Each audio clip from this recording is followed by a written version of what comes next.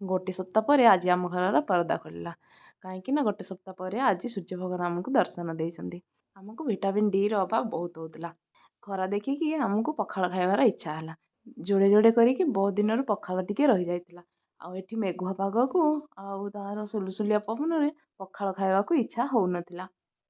ତ ଆଜି ଖରା ଦେଖିକି ମୁଁ କହିଲି ଚାଲ ଆଜି ପଖାଳ ଟିକେ ବନେଇବା। ଫଟାଫଟ ମୁଁ ଲଞ୍ଚ ତିଆରି କରିବାକୁ ଚାଲିଗଲି। ବିନ୍ ଟିକେ ଭାଜିଲି, ଆଳୁ ଭର୍ତ୍ତା ଟିକେ କଲି, ଆଉ ଲିଆ ବଡ଼ି ଟିକେ ଛାଣିନେଲି। ବିନା ବଡ଼ିରେ ତ ଆମର ପଖାଳ ଖାଇ ହେବନି। ଆଉ ଏବେ ବି ଶୀତ ଦିନ, ଶୀତ ଦିନରେ ତ ବଡ଼ି ଆମର ପଡ଼ିବ ହିଁ ପଡ଼ିବ। ଭାଗ୍ୟକୁ ଦିନଟି ଗୁରୁବାର ଥିଲା, ଯାହାକି ଆମର ପୁଡ଼େଇ ହେବନି କିଛି। ତ ମୁଁ ସେଇ କଡ଼େଇରେ ତେଲ କଡ଼େଇରେ ବାଇଗଣ ଦିଟା ଆଉ ଟମାଟୋ ଗୋଟେ ଭାଜି ନେଲି। ବିନା ଲୁଣ ଚଟକାରେ ତ ଆମର ପଖାଳ ଖାଇ ହେବନି ନା, ତ ଚଟକାଟା ତ ନିହାତି ଦରକାର। ତ ମୁଁ ଭଲ କରିକି ଲାଲ ଲାଲ କରିକି ଟମାଟୋ ଆଉ ବାଇଗଣକୁ ଭାଜି ନେଲି। ଏଠି ପଟିଆଲାରେ ବହୁତ ଥଣ୍ଡା।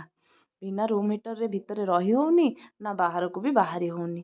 ବାହାରେ ଯେଉଁ ସୁଲସୁଲିଆ ପବନ ମାରୁଛି, ଦେହରେ ଯେମିତି ଛୁଞ୍ଚି ଫୁଡ଼ିଲା ଭଳିଆ ଲାଗୁଛି। ମୋର ଲୁଣ ଚଟକା ବନିକି ତିଆର।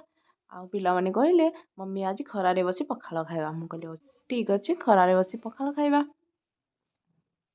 ଗାଁରେ ପଖାଳ ଖାଇବାର ମଜା ନେବା।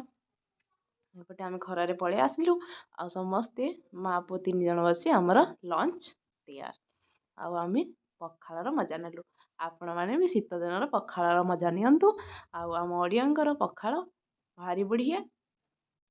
ଯାହା ବି କୁହ ସାଙ୍ଗମାନେ, ଆଜି ପଖାଳ ବହୁତ ବଢ଼ିଆ ହେଇଥିଲା। ଆଉ ଆମେ ତ ପଖାଳର ମଜା ନେଲୁ। ବହୁତ ଦିନ ପରେ ପଖାଳ ଖାଉଥିଲୁ ତ, ସେଥିପାଇଁ ଆମକୁ ବହୁତ ବଢ଼ିଆ ଲାଗିଲା। ଆପଣମାନଙ୍କୁ ଆମର ରେସିପି କେମିତି ଲାଗିଲା? ଭଲ ଲାଗିଲେ ଲାଇକ୍, ସବସ୍କ୍ରାଇବ୍ ଏଣ୍ଡ କମେଣ୍ଟ କରିବେ।